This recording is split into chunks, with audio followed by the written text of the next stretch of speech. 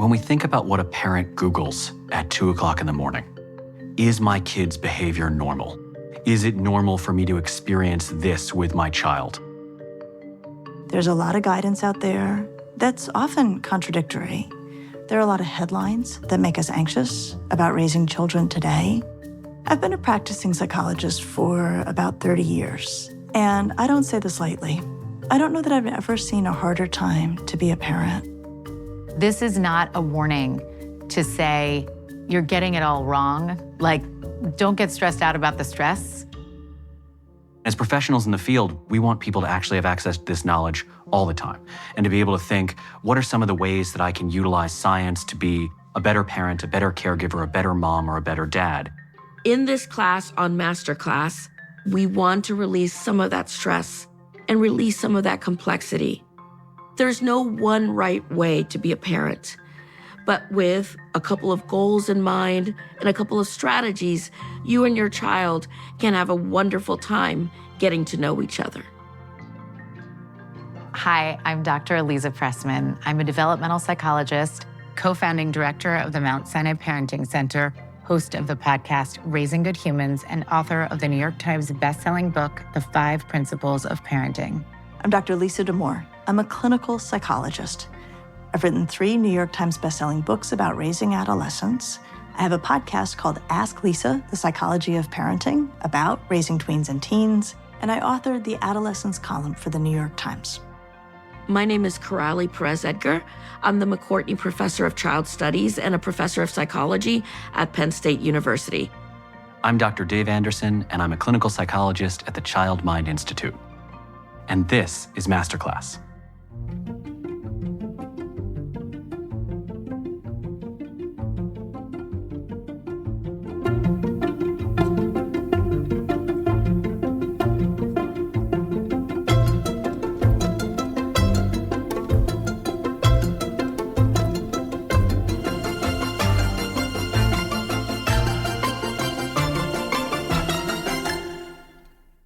Parenting has always been overwhelming. Raising humans is a very huge undertaking. But today, the expectation is that we are supposed to just know what to do. We're supposed to kind of go with our gut. And what if our gut is questioning everything that we're doing? It is unprecedented that the Surgeon General, Dr. Vivek Murthy, put out an advisory for parents because parental stress has gotten so enormous that we need to acknowledge that it's become a health concern.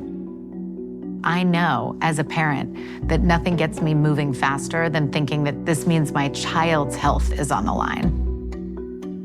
Stress is contagious. Taking care of ourselves as parents builds trust with our kids, and this trust will allow them to feel comfortable coming to us about their problems as they get older. And it will even impact how they relate to us in adulthood. We lend our nervous system to our kids. Children and caregivers are so highly attuned. Scientists can measure increases in cortisol levels in infants when mothers had increases in cortisol levels. So if your stress hormone is up, it also impacts your babies. Parents give off signals to the world, our behavior, our voice, our body language, and those behaviors that are visible are fueled by underlying biological systems. And from the very first days of life, they take that signal in to understand, is this a safe world? Is this a threatening world? Is this a person I can rely on or not? If there's one thing I would want parents to take from this class, is that our kids are watching us and paying attention to what we do. And we teach them far more with our behavior than we do with telling them things. To teach your kid how to handle stress well, you're gonna wanna model exactly how it's done. A parent's mental health and well-being is extremely important to parenting. It is not optional. We have to understand what's shaping our own behavior and our own responses. If we are anxious, if we are feeling unwell, then we're not responding to our children based on their needs. We're responding based on our own needs. So with stress, We're thinking about the events that's happening around us and how we are responding to them and having to deal with the events right in front of us. In anxiety, it's what we think might happen and what we worry about. It's looking at the future. And with trauma, we're dealing with things that happened in the past that still live with us today. So stress is the now, anxiety is the future, and trauma is the past. Good job, Lil. Parenting is creating a social relationship with this other person. And just like in any relationship, we need to take a step back and think about, how do we respond to things? What are the things that make us stressed or make us less than joyful to be around? And we have to work on that. If you're an anxious parent, thinking about ways to deal with your own anxiety so you're not mirroring that into the child. One of the things that research has taught us is that for the vast majority of children, there is no set specific way that we have to interact with them to be sure that they turn out okay, that their anxieties don't take over. For most children, loving, kind, contingent daily interactions are all we need. And that is how we build stronger, more resilient children.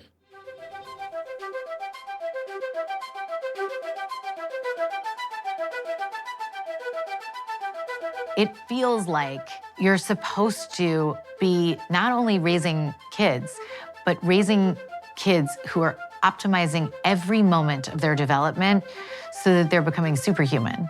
Somehow we feel less than as parents if we're not focused on every single detail and getting it right. Trying to do too much all the time actually can be harmful for the child, and it's definitely harmful for the parent. Optimization is unsustainable. Working hard, even if it's uncomfortable, is actually how we grow. But in order for that growth to really take hold, we need enough recovery. Think about it like physical strength training. If you go to the gym and work out on the exact same muscles every day, we all know that before long, you're going to have an injury. Now, injury is basically the physical equivalent of psychological burnout. Here's what I have to tell you. What really helps kids grow is doing things that they like or that are challenging, or sometimes both, and then having a chance to actually rest and recover and restore themselves. There's actually a tremendous amount of learning that happens in our everyday interactions, and we can bolster those everyday interactions without this idea that we have to put it on overdrive. When we focus on optimization, we lose out on the most powerful environment we can set up, the relationship. One of my favorite sayings in parenting is that we are shepherds, not engineers. That we help guide our kids, but we can't prescribe who they're going to be or how they're going to live their lives. In order to guide somebody, you need to know them. And one of the most joyful parts of being a parent is getting to know your kid and enjoying who they are. So my guidance, above all, is make time for what I would call agendaless hangout. Time where your kid can take the lead, tell you what they're interested in, ask you questions, or even actually just be quiet when with you. There's so many times in parenting where we do have an agenda and we need to have an agenda. And that's okay, you can't get around that. But I hear from kids all the time that their favorite time with their family is when there's not a big plan, not high expectations, not a lot of questions, and they're just getting to be together. It doesn't need to be defined by enrichment. It just needs to be defined by connection.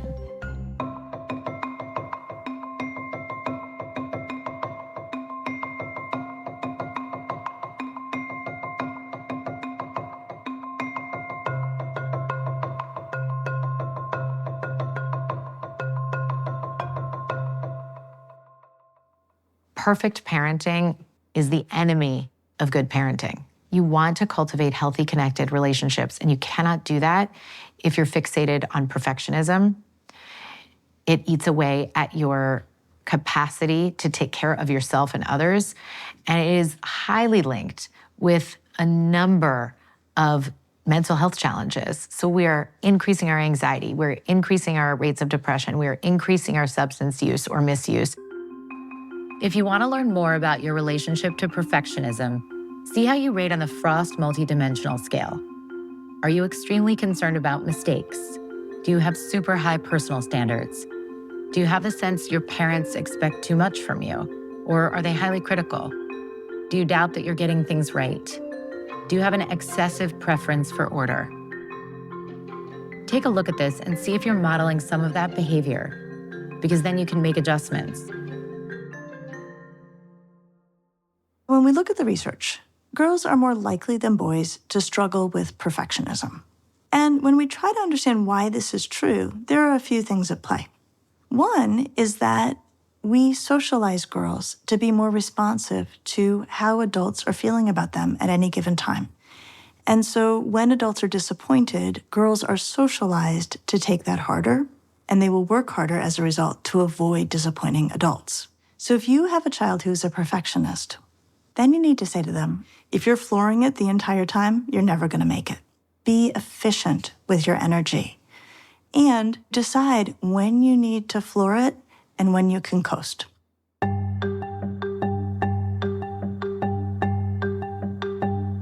We praise martyr moms. In order to be this amazing mom, you need to sacrifice your health, your mental health and your physical health. And you'll get to your mental health and physical health once you've raised your kids. But if you find yourself filled with anger and rage when you are not feeling appreciated, if you find yourself wanting to say or saying, I've had it, do you know how much I do for you? And just losing it because you feel like I've given up everything for you. Certainly it should feel like we're giving up some things when we become parents. We're always going to choose our kids first. But think about how you can choose your kids and center your kids without teaching them the lesson that you need to disappear so that they don't learn the lesson that they need to disappear. And the other really important message that we need to understand when we're martyr moms is that we're saying to our kids that we don't experience satisfaction, joy, and purpose in the absence of caring for our kids. I don't want our kids to feel pressure to be a certain way in order to give us purpose. So that's a huge motivator to let go of this martyr mom idea.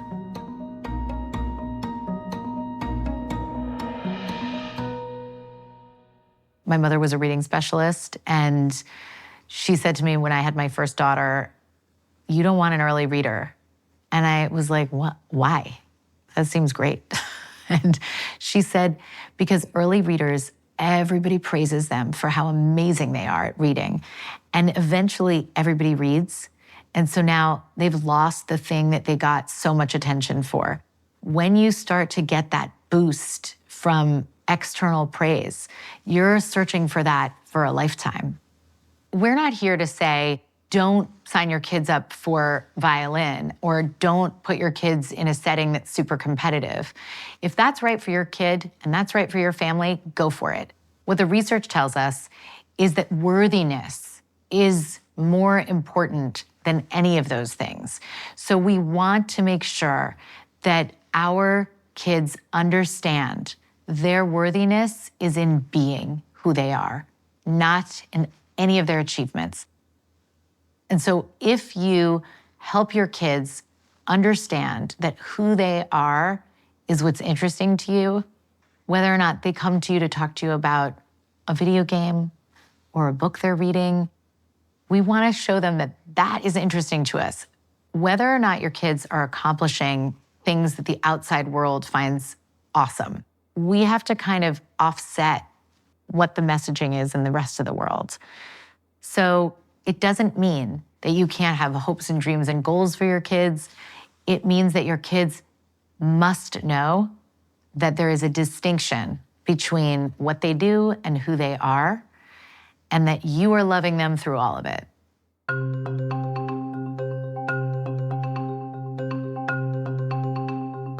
A lot of this work goes back, again, to us.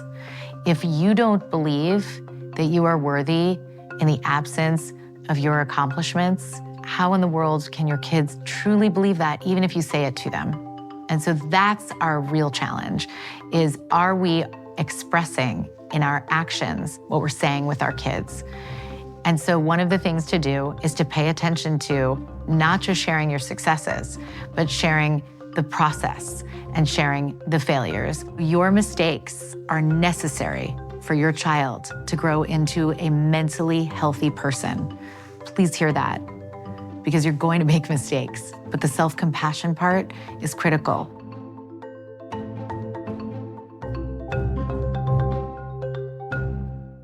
Not only do we want to raise our kids in a way that unburdens them from feeling like the goal is being perfect, we also want them to see how we treat ourselves when we make mistakes. And so a concrete way to do that is to come home and say out loud, like a sportscaster, when you're blowing it or when you notice that you've made a mistake. And you might even do that with burning the chicken. Whatever you're doing, instead of doing it with self-loathing, you're doing it with compassion, maybe a little sense of humor, and just sharing that you make mistakes and that that's expected. You might come home from work and say, I blew it today. When my oldest daughter was 9, I got upset about something and my eyes welled up with tears. And she said, moms aren't supposed to cry. And I had such a moment because I know better. I know that kids need to know that we have the range of human emotions because we're human. And yet I never showed her that. And here she was at 9 years old, anxious because she didn't know that it was okay that I had feelings. Now, I'm not saying that we're supposed to go to our kids and use them as our friend who's gonna make us feel better. But they can see that we have emotions, that those feelings that come up in us are not dangerous, and that we have appropriate reactions to things because we're human. The good side of perfectionism is striving for excellence. And when we're raising kids, that's something we should try to do because we really care about them and we want to do right by them. The bad side of perfectionism is beating ourselves up when we come up short. So, for example, say that you got mad at your kid in a way that felt uncomfortable for you. So you didn't meet your own standards. It's important to not berate oneself when we make the occasional mistake, both because it's unsustainable for us as parents, and also we don't want to model that for our kids. So go ahead and strive for excellence. I encourage you to do so. But when you run into the occasional hiccup, move on.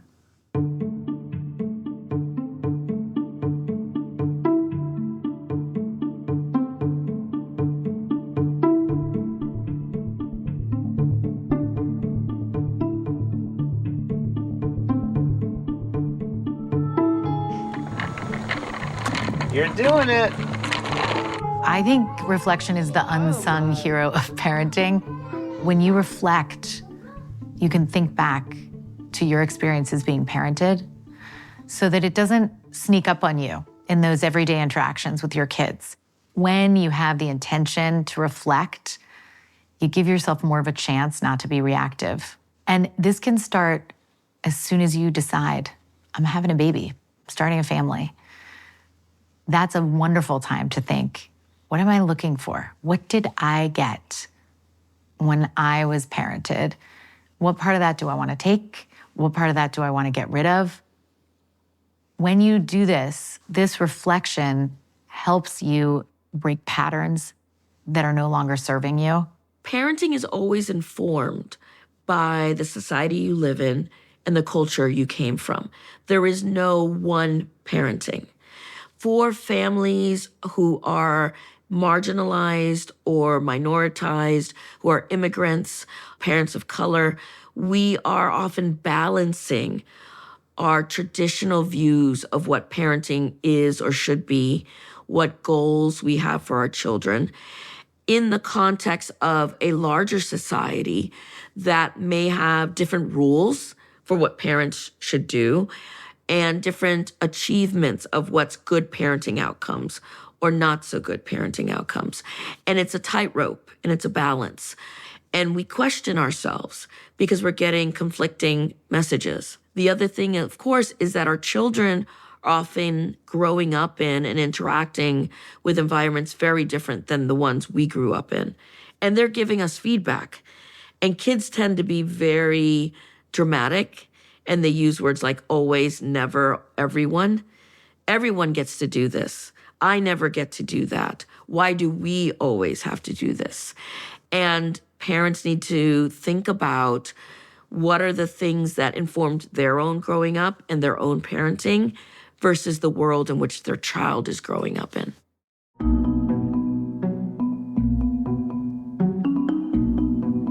When we see the statistics on parental stress, we often don't understand or don't study and talk about the long-term processes. And we need to find the best ways to reach our goals while allowing ourselves to be healthy and allowing ourselves to enjoy our relationship with our children. In our modern society, parents are often putting a lot of pressure on themselves to create the just right environment for their child.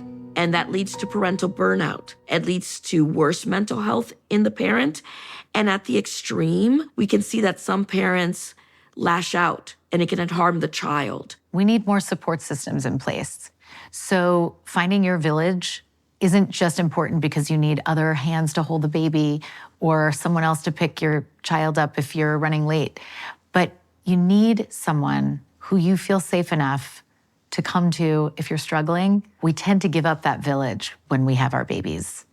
We tend to run out of time, understandably. And another thing that we can do is let our kids know that we have separate interests from just being their parent, that we enjoy other things. They can share in that enjoyment. Maybe we can take them to the theater and they find out that they love theater right alongside us.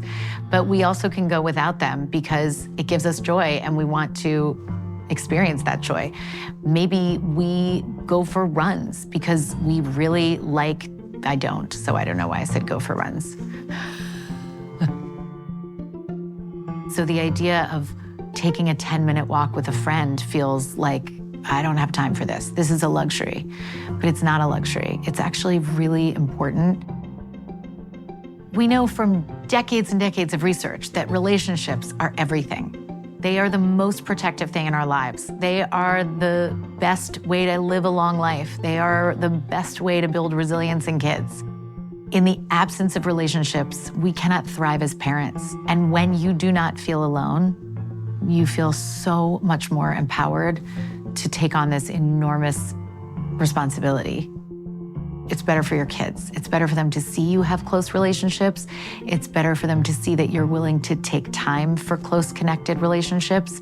You're modeling for your kids that dynamic in friendship, which is going to be so important for them as they grow into developing people. And you arrive more available to them because your cup has been filled.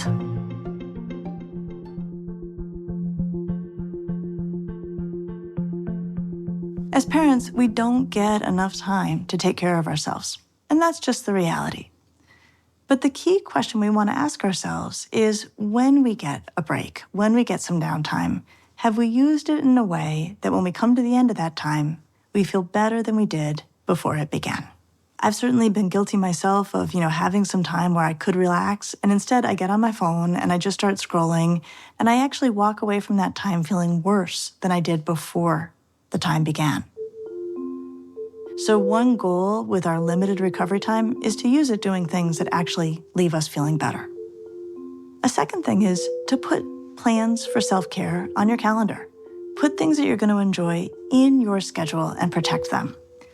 We have research showing that being able to look forward to that lunch with a friend or getting your nails done is a benefit unto itself. Of course, it's nice to have the lunch. Of course, it's nice to get your nails done. But there's an added bonus of knowing that it's coming. The third thing, and this is the most efficient, and I think actually the most important, is that when you are finally enjoying self-care, letting yourself recover, don't feel guilty about it. The way I think about it is that guilt-soaked recovery isn't recovery, and you need to recover. So find what works for you, protect it in your calendar, and then when you're doing it, go all in. The moment of restoration is hard, and it is a privilege to be able to engage in certain activities. And so when you can't, we need to figure out the good enough. We are sometimes good enough parents, and we're sometimes good enough self-care. It can't necessarily be, I take 2 hours every afternoon to meditate. So let's choose. Let's pick the one you really want to do so that the child gets an activity and you can keep your sanity. We are the adults in the lives of these children. We are the ones who create a safe environment for them. And that takes a lot of strength on the part of parents. It takes energy. It takes discernment. And to deal with anything that's difficult, we have to be healthy. So dealing with our needs, making sure we're happy and healthy and are doing well, gives us the power to then be open to the needs of our child and to meet them where they are. Remember, you will change over time as a parent because your child will change and need new things from you. And also because you will continue to grow as a person.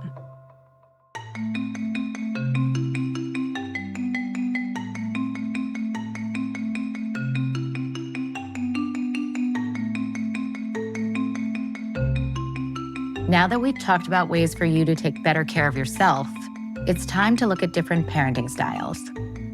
What's the gold standard for parenting styles? We're going to tell you in episode 2.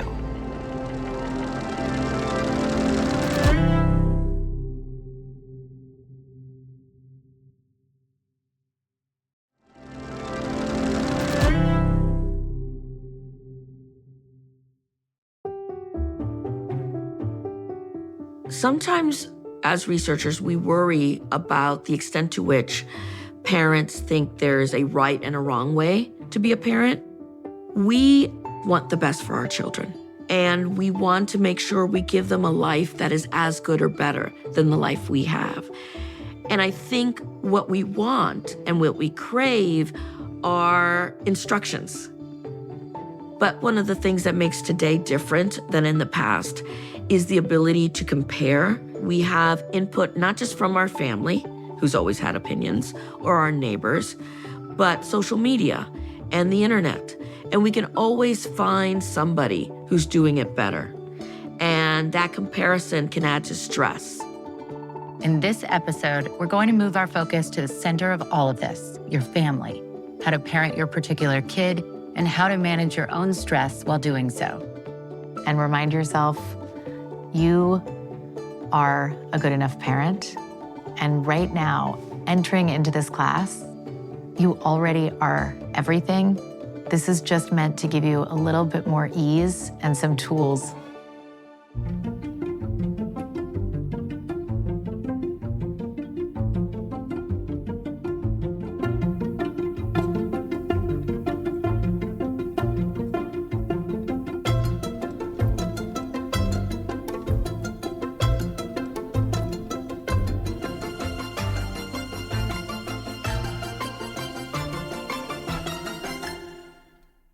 It can be hard to unlearn the expectations we have about being a parent. We go through life often wanting rules, wanting guidelines. And the thing about being a parent and having a child is that you're creating a relationship. And there's some rules for relationships: kindness, consideration, understanding the needs of the other in relation to your own needs. That's the foundation.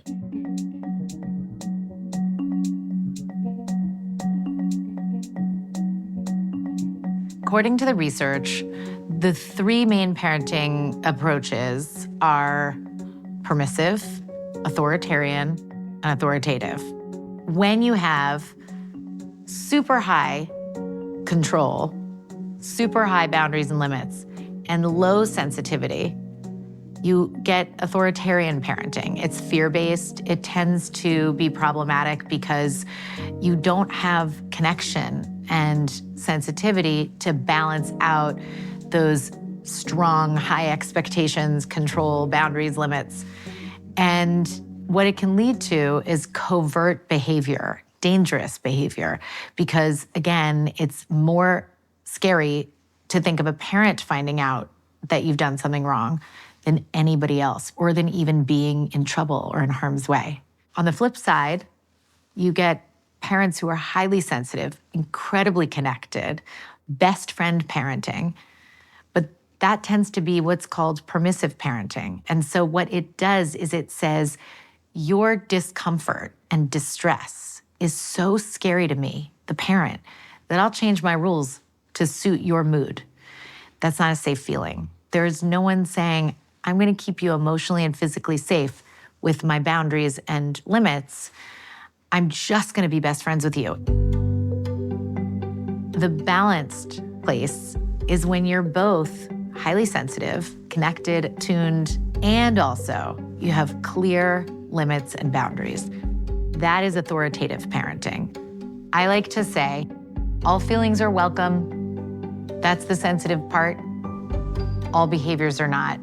Those are the limits. And if you just keep asking yourself, did I honor the feeling? And was I clear about the behavior that's expected? You're good. And all the science keeps leading in that direction. So for example, if your child says, I'm sad when you tell me I have to go to bed, you can say, that makes sense. You don't want to go to bed right now, but sleep is part of health, and it's my job to keep you healthy. In that way, you're basically saying, I can't change that limit just because you're sad about it. That simple, authoritative, closely connected with safe limits and boundaries, that parenting approach has been around for decades. It's continued to be the approach in science that leads to the most positive outcomes, both for children's social and emotional well-being and for their cognitive development. When there's clarity, when there's consistency, and when rules make sense, kids really thrive.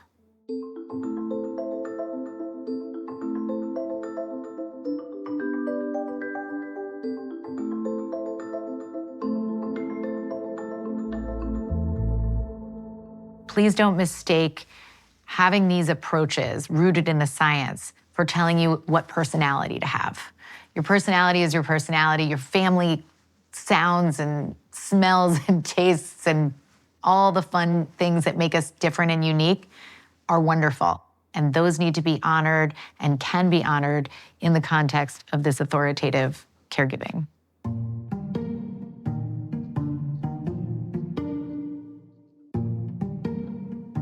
A family mission statement is a North Star for who you want to be as a parent and what kind of family you're growing. In order to create a family mission statement, you have to do a lot of reflection about what matters to you and what your values are. I'm the grandchild of Holocaust survivors. It's a very common thread that the offspring and grandchildren of Holocaust survivors are pretty invested in understanding human resilience. So for my family, adaptability was one of our core values. I want you to think about what values ring true for you.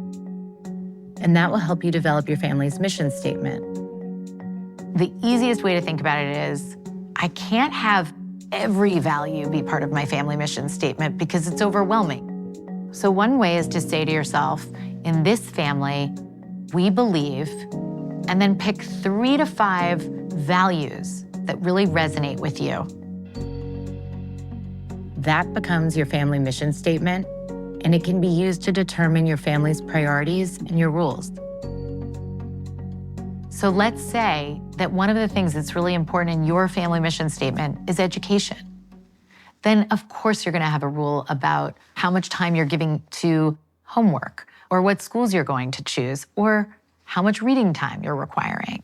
If kindness is on your list, then a lot of your rules are probably going to be about the language that you use with other people or the volunteer work that you do.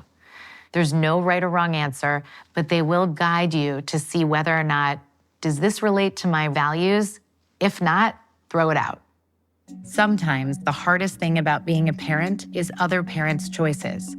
For a variety of reasons and circumstances, families value different things. Defining your core values helps you explain your rules to your kids in tough conversations.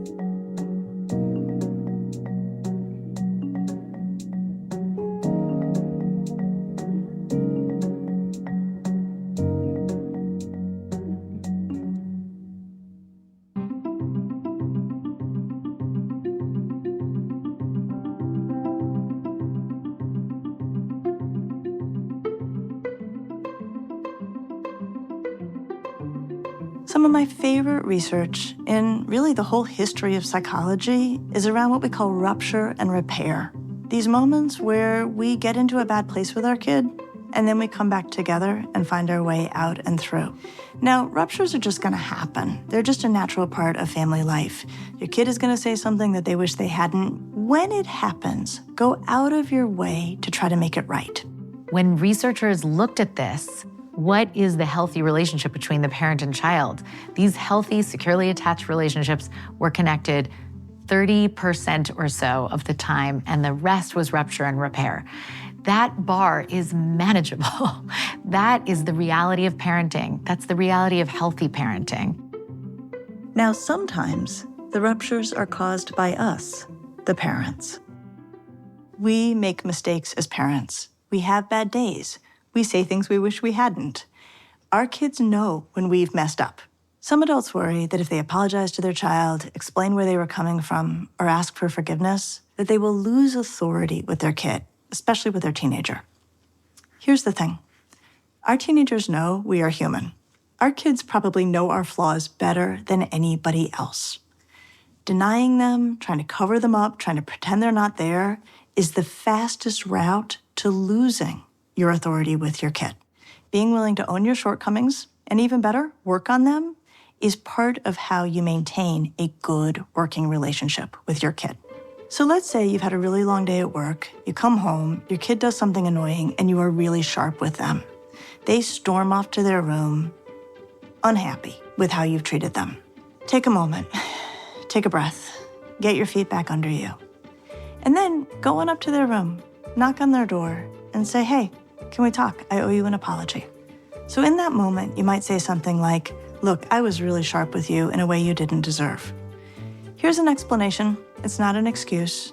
I had a really long day, and when you talked to me like that, I just didn't have the patience that I should have.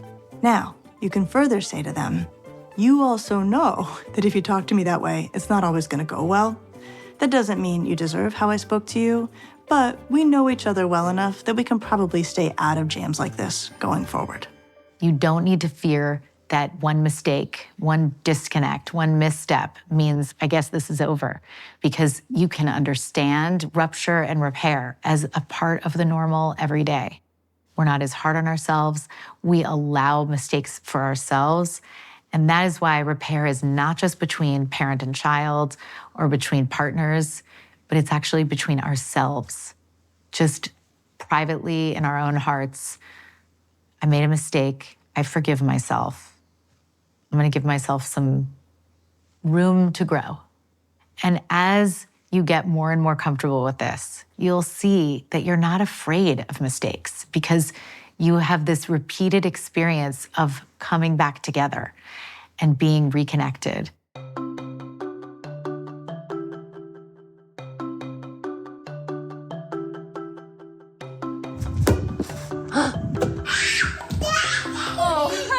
Remember when your kid was little and they were running towards you and then they fell down and they scraped their knee and they looked at their knee and they looked at you? That's a moment where we pull on what we call co-regulation as parents, which is we know that our reaction is going to dictate our kid's reaction.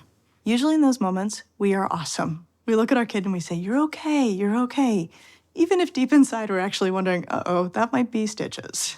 But we know that if we go, our kid's gonna go, and it's gonna make it worse. Co-regulation is when two people help each other regulate their emotions, particularly in moments of stress or dysregulation.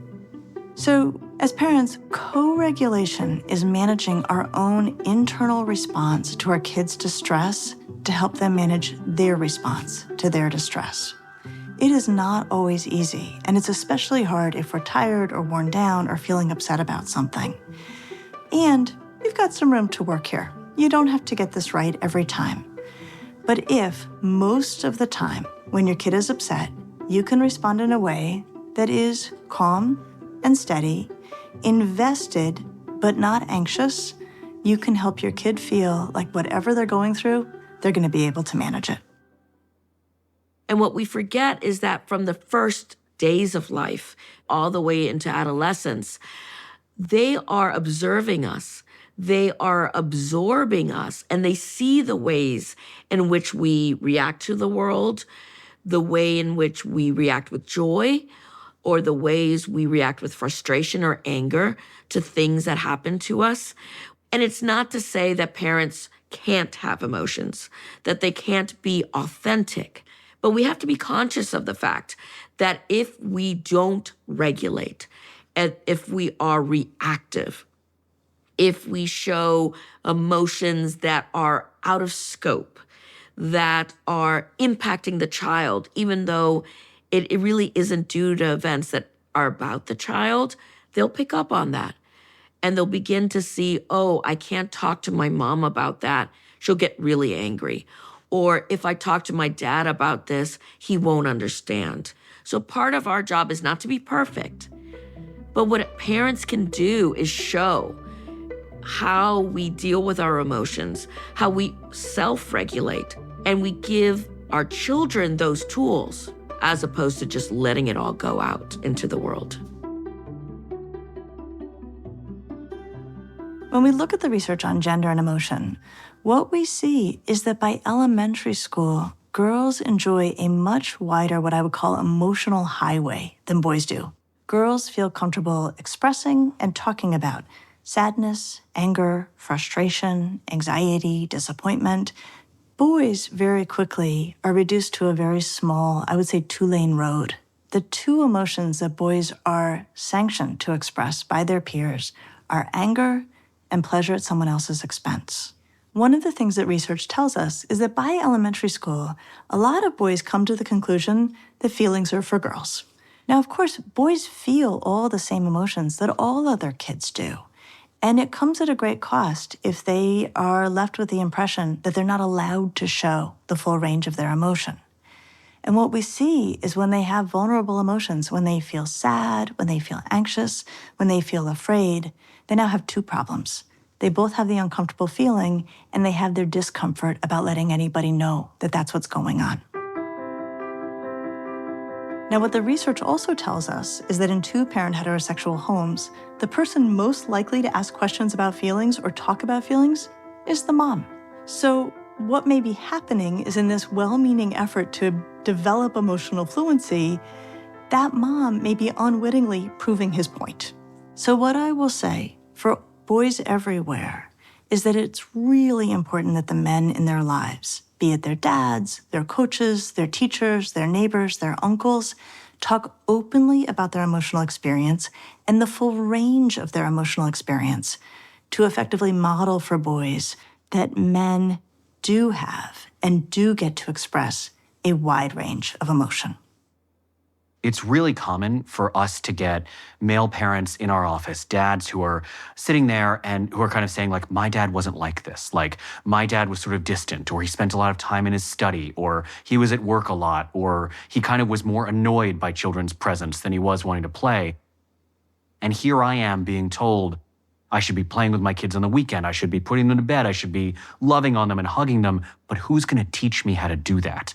And that's where we say to parents, like, look, parenting is ridiculously uncomfortable to begin with. And so part of this is just tolerating the fact that you're going to get comfortable being uncomfortable. And then how can we take little incremental steps that test out you being an attachment figure in different ways than anyone might have been with you? So more often than not, we want dads to think in a broad way about what the role of father looks like, and to feel like it's a choose your own adventure of how they can sort of, lean into different parenting roles that maybe previous generations weren't as familiar in playing. And what I find myself doing is trying to help them see the developmental benefit of talking about these things early and often, of making sure that their sons can label their emotions, can talk about their emotions, and can then see how that's going to reverberate across every major relationship in their life in terms of seeing the kind of reward of social connection with friends across the spectrum, seeing how that will actually play out in their romantic relationships, and seeing how that's going to help them weather stress. Something that you can do with your kids is just mirror what they say back to you. You can say something like, I want to make sure I understand, and then say what they told you in your own words. So you're basically gently observing and mirroring back what your child is telling you. And you're moving slowly so that they don't feel overwhelmed and so that you're giving space for them to share with you.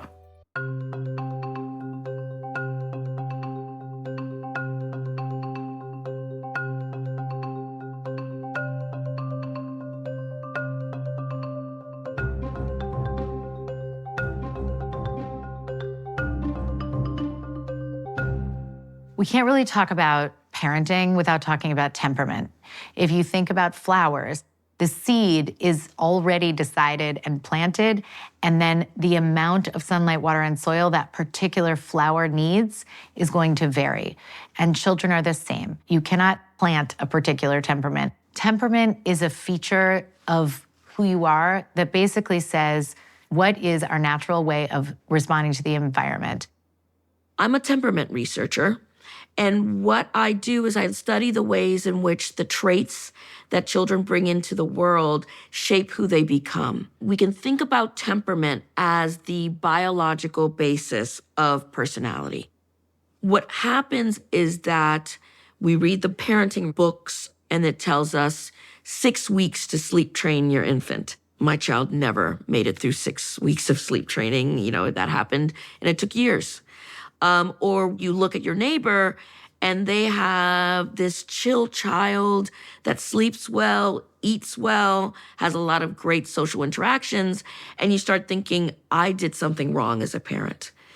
But that's not what parenting is. Parenting is creating a relationship with this child, and this child will come into the world with his or her own temperament. And it's learning how to interact with them. Just like if you went on a first date, or you met someone new at work, you can't go in with the expectations, I'm going to do A, B, and C, and that person will react with D. That probably won't work at work. It won't work in your social life. It won't work in parenting. Your temperament can be summarized broadly as the biological basis of your personality. It determines how you move through life and interact with people. There are 3 things we should understand about temperament. It's biologically based. We can see temperament differences in the first months of life, and these differences are stable over time. No! Now, we don't think of biology as deterministic. You have your canvas, you have your clay, but from that you create a lot. And what we look at is how does temperament shape the direction of a child's life?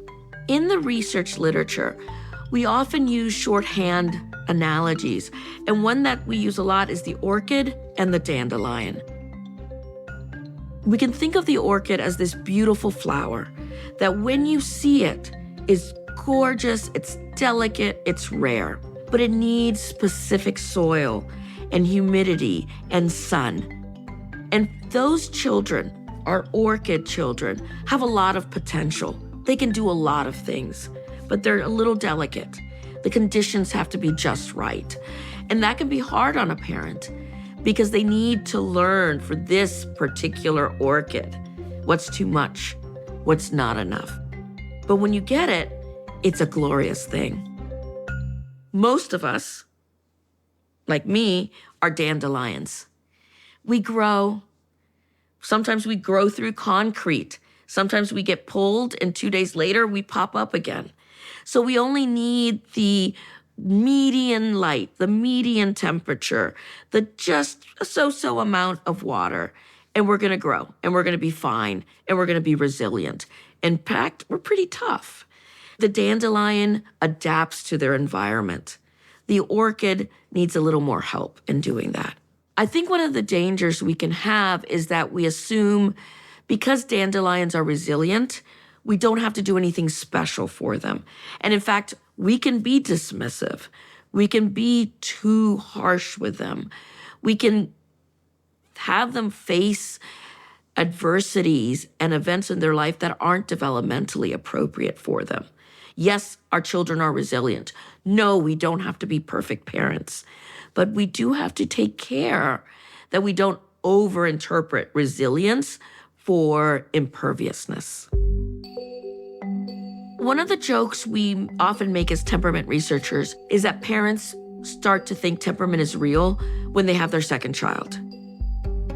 Because often you have your first child, you think you've taken on parenting, you've got it down pat, you have your strategies, and then the second child shows up and none of those strategies work because it's a different child. And so, for example, you might have one child that's much more adamant about how things should be. I want this, I want that, we need to do this. And when it doesn't happen that way, they're more reactive. While the other child is more go with the flow, doesn't want to make a fuss, doesn't want to be the center of attention. And you're tempted to decrease the temperature, to avoid the fights by accommodating the child that's more reactive. And there's a problem with that.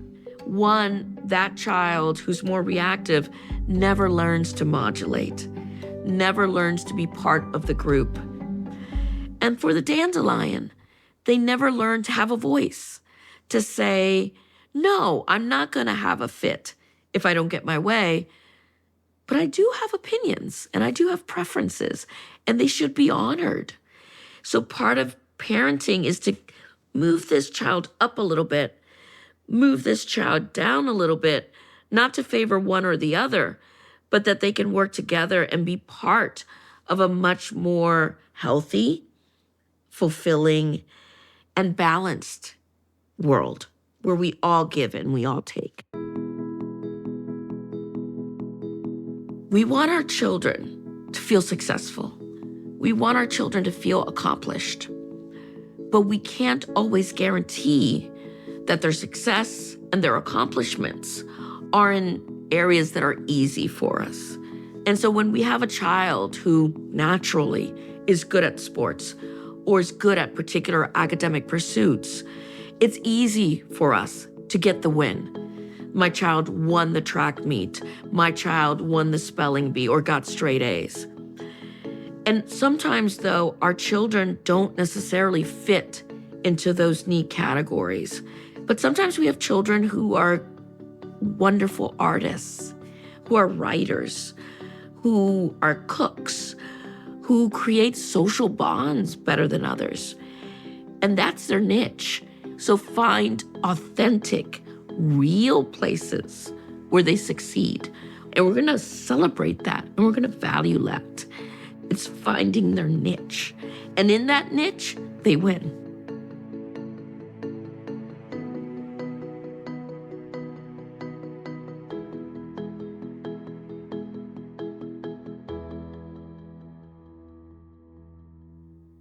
One of the great things about being a parent is that you are creating a relationship with another person. And in creating that relationship, there is no perfection. So when we talk about temperament, we say that it's biologically based and it shapes the way the child responds to their world. And what that means is that the child is bringing something into the equation of this relationship between parent and child. And what temperament says is, yeah, we shape our children. But our children are individuals. They have strengths and weaknesses and desires. And the joy of parenting is getting to know them and getting them to grow into those strengths. You've learned how crucial it is to manage your stress. We've taught you some of the parenting relationship fundamentals. Now, in episode 3, we'll learn about systems that build resilience.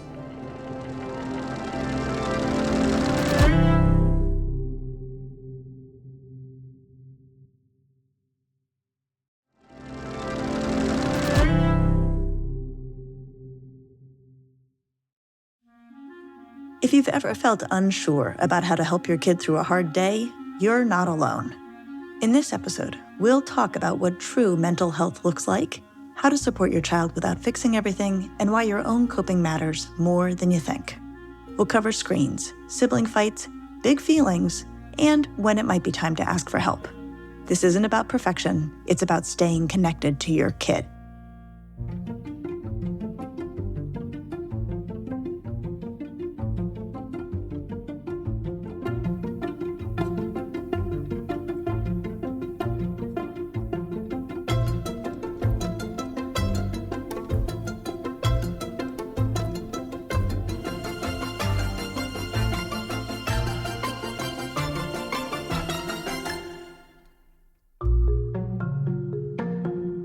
When you remove every obstacle for your kids, they lose resilience. But it doesn't mean that we can't let them learn little by little, that sometimes we need to step in to help them. They're not on their own, but we let them move away from us little by little. One of the most prominent and worrisome myths that circulates around us right now is that mental health is about feeling good. Mental health is not and has never been about feeling good. While it's great to feel good or calm or relaxed or at ease and to have our kids feel that way, that's not what mental health is.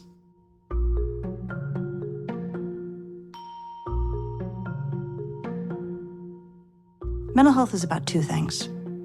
It's about having feelings that fit the situation and, most importantly, managing them well. So if your kid has a bad day, they're going to be upset. We love our kids. We hate to see them in pain.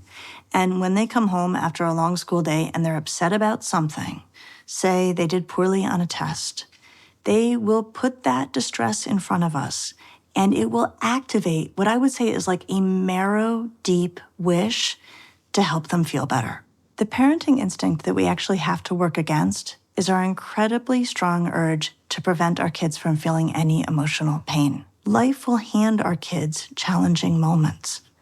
What is most critical is that our kids learn how to handle those difficult challenges effectively and ultimately on their own.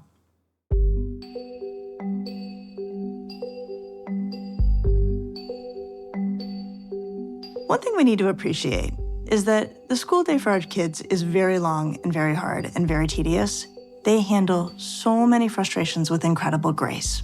And the way I think about the school day for most kids, it's like they're going through the school day picking up emotional garbage.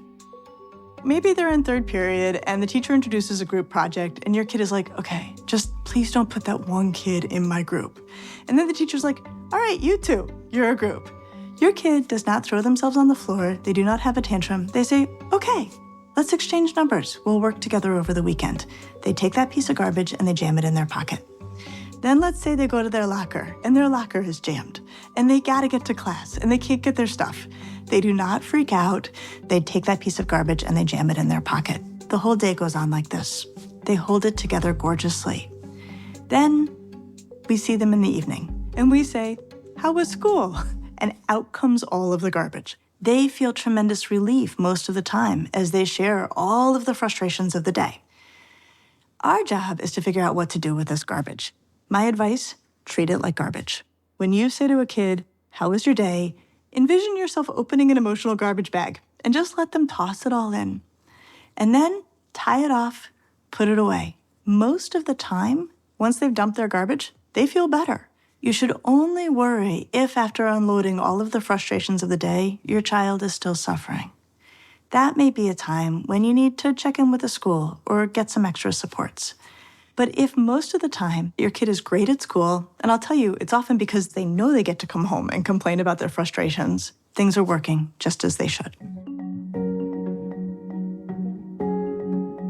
One of the hardest things in parenting is when your kid is upset and they won't tell you what's wrong. I've had this experience as a mom myself, and it's really frustrating because we get the idea that until you tell me what's wrong, I can't help you. When I've asked teenagers why they keep it to themselves, they give me lots of reasons. Sometimes they say, well, I know what they're gonna say, and I don't really wanna hear it. Or, as one teenager said to me, you know, by the time I get home, I'm like 90% of the way over it, and rehashing the whole thing for my family is not gonna help me feel better. So work with the assumption that there's a reason your kid doesn't feel they can share what's upsetting to them, and that they don't need to. You can still comfort a kid without knowing what the problem is. I think one of the most generous and important things we can do as parents is to be there to offer support without requiring that our kids tell us exactly what's wrong.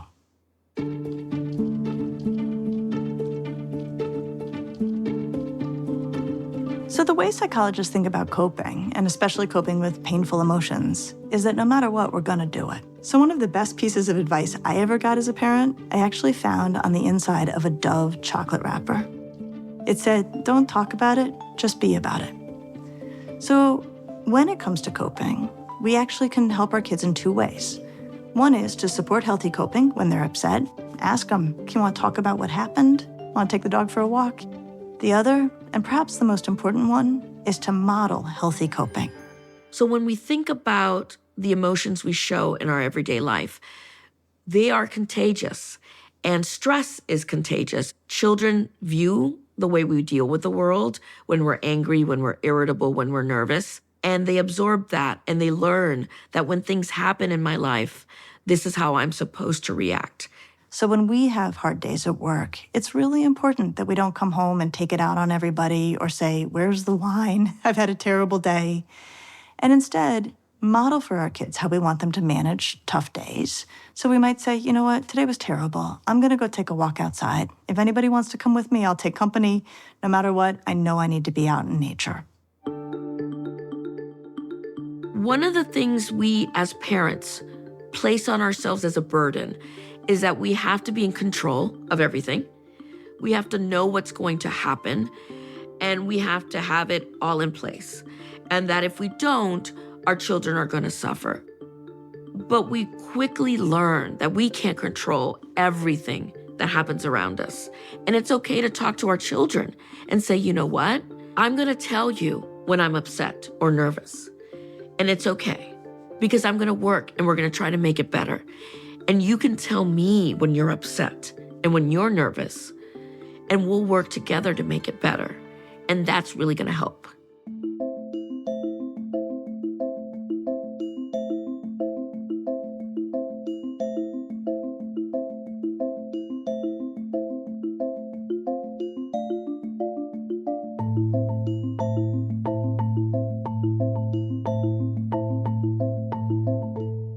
We are in a youth mental health crisis in the United States of America. The larger factors tend to be about access to care, access to someone when you really are needing that mental health help, access to competent care, people who are aware of the science in mental health and can bring that to bear in helping with a problem. And so the more we listen to that, and that's true of all kinds of research studies, all kinds of perspectives where we center the voice of our youth, where when we ask them, what is causing you stress? This is the youth generation speaking. I'm more educated than I ever have been about my mental health, but I can't find the help that I need. That is the crux of the crisis that we're in. If they can't find the help that they need, where do they go? The internet. Where do they go? The device that's in their hand.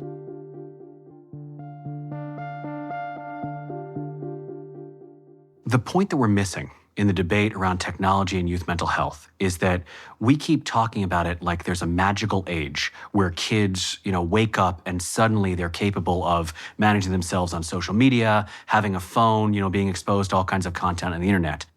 And there's no research to support that. The reality is no one wakes up at age 16 being able to drive a car.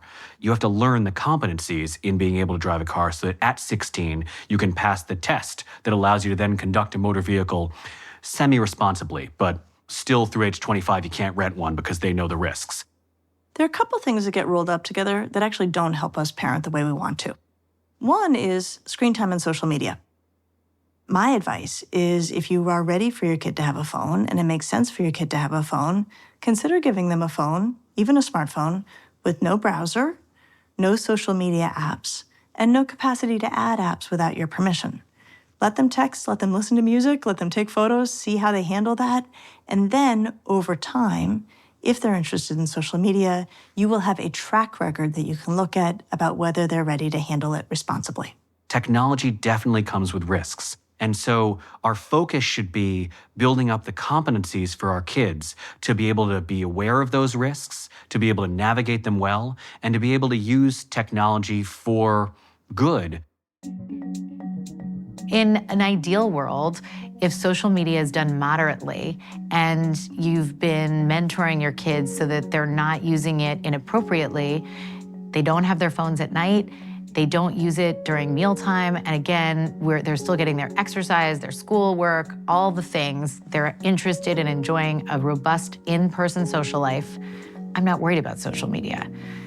I am worried about it if you have a kid who bends anxious or depressed, if you have a kid who's feeling isolated, if you have a kid who is using it in lieu of in-person socialization, if they're using it and they can't get away from it, and if they're using it for the wrong reasons, to get approval versus connection, to feel worse about themselves versus get inspired.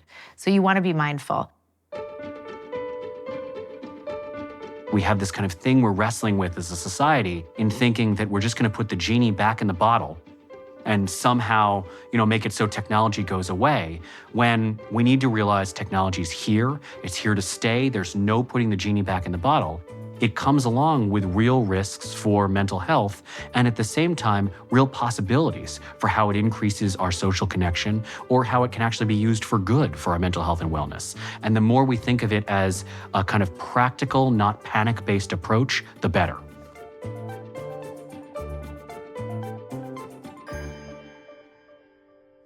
By the time you have a teenager, they can spend a lot of their day on screens, whether it's doing their homework or looking at their phones or playing video games. So how do you approach the question of how much screen time your kid should have? Well, there's two ways to think about it. First of all, what's on the screen? They can have lots of time on screens if what they're looking at on the screen is helping them learn and grow. So it's the content on the screen that we want to think about first. And we want to be more easygoing about content that is good for kids, and we want to be very vigilant about content that is bad for them.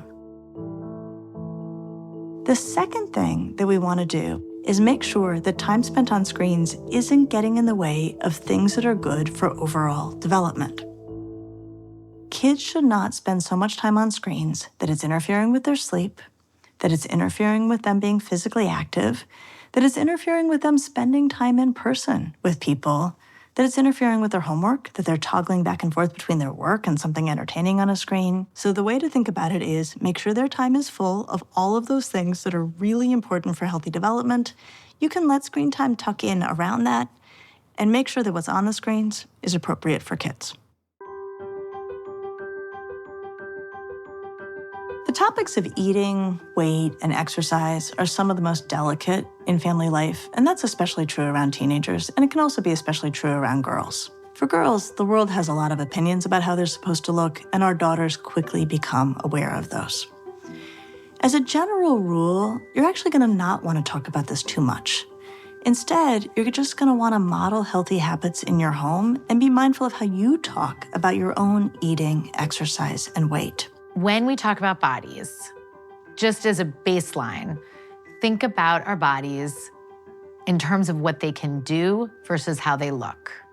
When you are talking about yourself, you want to be a real person. You're getting to that point in life when you're tired of worrying about your arms and you make self-deprecating jokes about your arms with your friends. It's okay to be self-deprecating as long as there's a tone that is self-accepting and loving. my arms aren't that strong anymore. I'm working on my bone density.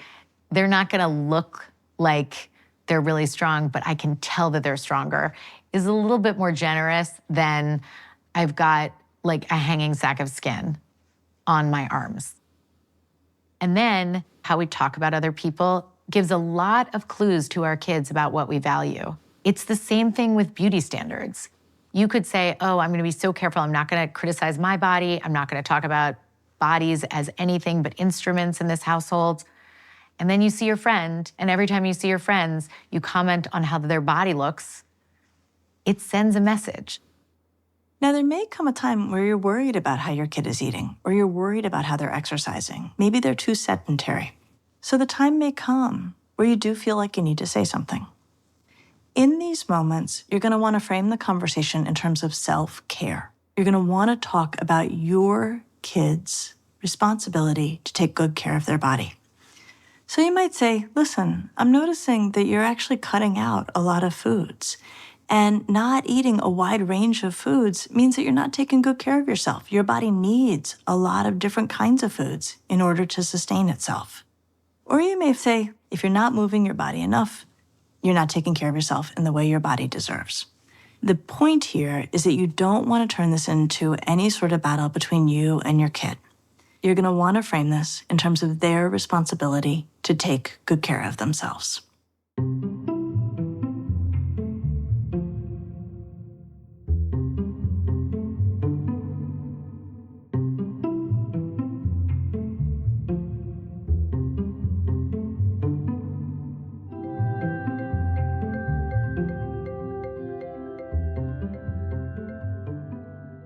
Frequently, parents will say, what's the starting point for how I kind of decrease conflict, manage behavior with my kids?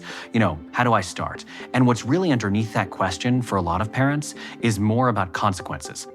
But instead of thinking of it as what's the consequence, it's about building a whole system.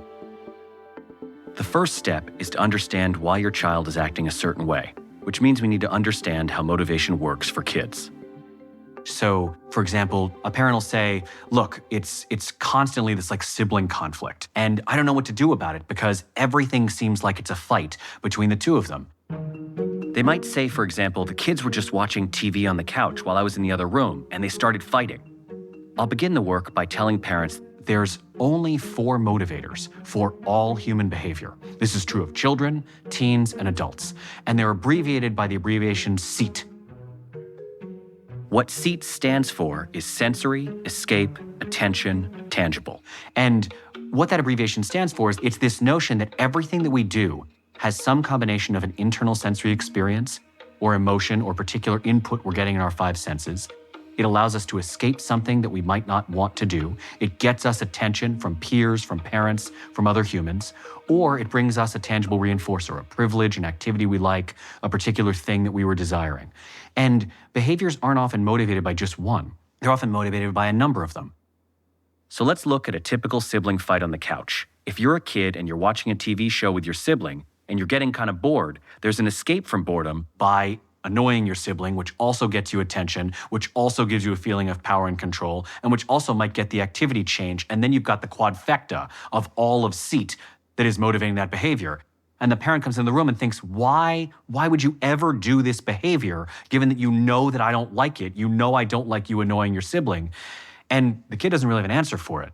Kids don't often think in that kind of multi-step process. What we'll work with parents on is we'll say, look, you can see the motivators here.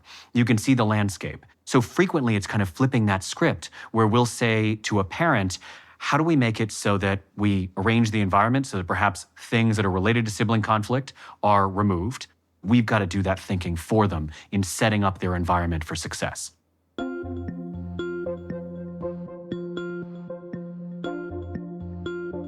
One of the ways we'll illustrate how parents can set up kids' environments for success is we'll ask them to think about their child's classroom, where there's always a lot more of environmental control than you would actually find at home. And we'll say, what do you notice about what a teacher does in setting up the classroom? And parents will say, well, I noticed that they only have access to certain materials at their desk, or they have like a visual schedule on the board that tells them what's going on. And I'll say, right, you see that inherently in the classroom, but home is a much more chaotic space. So now how can we take some of those principles and think about what that looks like at home?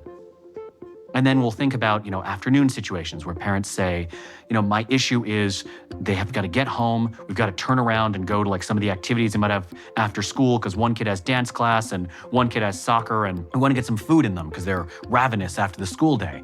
And a parent will say, but I don't know what to do because we're always getting these huge fights over what they're eating. How do we put out a set of snacks that the parent feels like, regardless of what they choose, that is fine and we can kind of be out the door? Maybe it doesn't involve even coming into the kitchen. Maybe the snack bag is brought with us in the car, and thus it is a set matrix of snacks that can be chosen, and you're not even putting yourself in a situation where there would have to be a conflict and then also a need to get shoes back on and get back out the door. We could at least decrease that conflict by removing the particular source of conflict and making it so that there's a lot clearer path to that, end goal.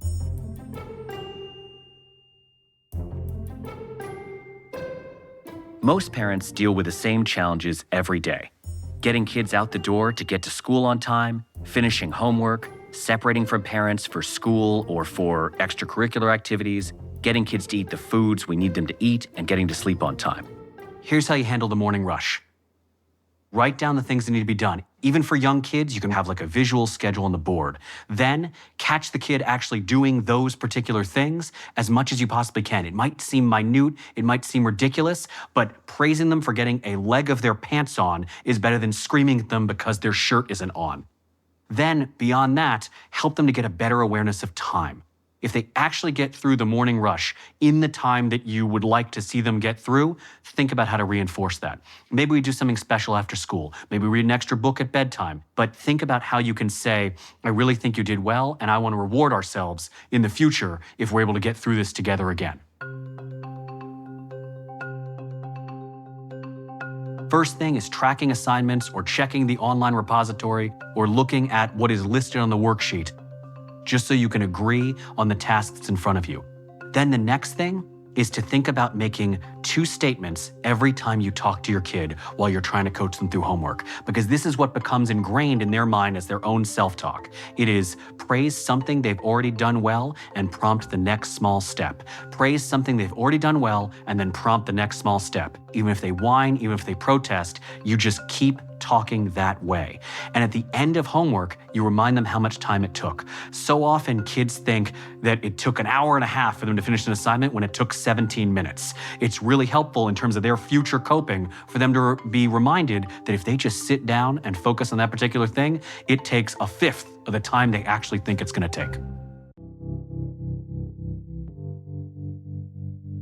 When your child is anxious, when you're leaving them with an adult that you feel perfectly confident in their ability to care for your child, the best thing you can do is define a ritual and then get the heck out of there. The way that we separate. For my daughter in preschool was 8 hugs. For my son, it might have been singing a particular song or doing some sort of song before we left the car, and then saying, and once we've done the ritual, I'm gonna leave you with this incredibly caring and supportive adult, and I will be walking right down the hallway, waving goodbye as I go. It is okay to see our kids in distress. It is okay to see them cry as they confront challenges. The object with separation anxiety should not be that your child is perfectly calm at separating. It should be that we tolerate the discomfort of separation for their own good.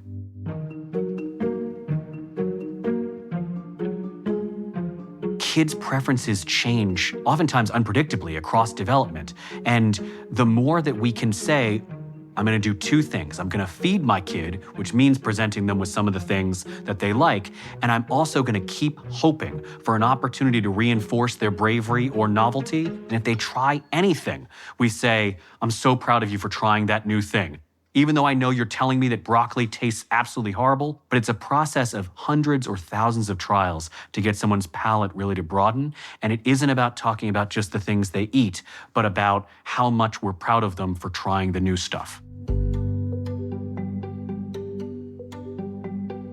You're going to experience challenges. You're going to see challenging behaviors. Your kid is going to make you frustrated and angry, and at times they're not going to listen to you.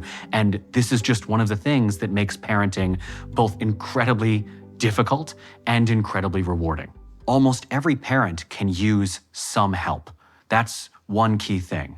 And then some parents might find that the help they need is because their child might meet criteria for a particular clinical diagnosis.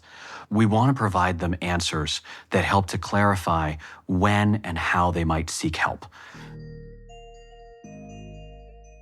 When we get into the question of whether or not a child has clinically relevant difficulties with behavior, we tend to focus on an abbreviation called FIDI. And what this means is frequency, intensity, duration, and impairment. So if anybody goes and looks at the Diagnostic and Statistical Manual of Mental Health Disorders, what you'll find is that a lot of the behaviors that are common for any particular mental health diagnosis, depression, an anxiety disorder, ADHD, or behavioral disorder, are things that lots of kids demonstrate. And so parents will say, well, wait a second, if they demonstrate this, it's kind of like college students who take their first clinical psychology class and suddenly like, oh my God, I have every diagnosis. You don't. It's that those behaviors are common to all humans and they fall in a continuum. And for a lot of parents, what we'll say when we come into the office is we're assessing for a certain level of stress that those behaviors are causing that put us in that level of clinical severity. How often they're happening, that's frequency. How intense they are and kind of what distress they cause, that's the I in FIDI, or the first I should say. Then the D, which is duration, how long have they been happening? Almost every clinical diagnosis has a time constraint where we would say it has to have been happening kind of this long before we'd really say this is an area of kind of clinical focus. And then finally, it's impairment. It's how is this affecting a kid in their family situation, in their situations with their friends, at school, and how they're interacting with teachers. And we need to have all of that information before we would ever make a clinical diagnosis. Whether we make a clinical diagnosis or not is not always indicative of whether or not a family needs help. The reality is if a family is stressed, the techniques that we would teach a family whose kid has a clinical diagnosis are still the same. They work for everybody. If you have access to a mental health professional, we do not bite. Please come see us sooner rather than later. Because the fact is that what we see in the research is that parents tend to wait anywhere from 1 to 2 years from the time that they think something might be wrong to the time when they actually might speak to a teacher, a school counselor, a licensed mental health professional. And that time is time we could have been doing so many things for that kid's development to ensure that parent feels supported, that kids feel supported, and that we can actually help everybody to be feeling like they're focused on their own mental health and wellness. So we don't want that waiting period. We want to break down the stigma to say, just talk to people. Talk about the challenges you face, and hopefully we as a society can agree that we don't need to pathologize everything.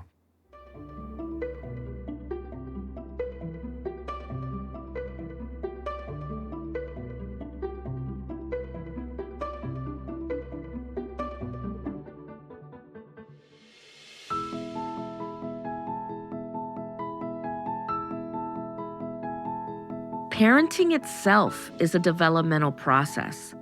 Just as your child is growing, changing, and learning, so are you. And love and affection and kindness, that's what generates good parenting. In the transition to parenthood, our brains have much greater capacity to change than they have since adolescence. And in that capacity to change, there's a vulnerability, but there's also great possibility. And the times that we're most vulnerable are the times in life that we also have the most opportunity to grow. At the end of the day, we want parents to think about how much this process is changing them. And the idea is you try to think about incremental changes you can make in any given day.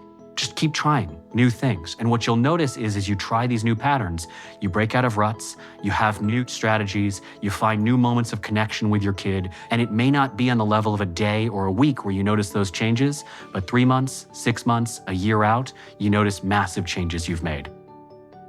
So take good care of yourself. Be sure to make time for rest. When you rest, enjoy it all the way. In order to manage your stress, you're going to want to model exactly how it's done. We shape our children, but our children are individuals. They have strengths and weaknesses and desires. And the joy of parenting is getting to know them and getting them to grow into those strengths. and they're getting ready to leave me and go into the world.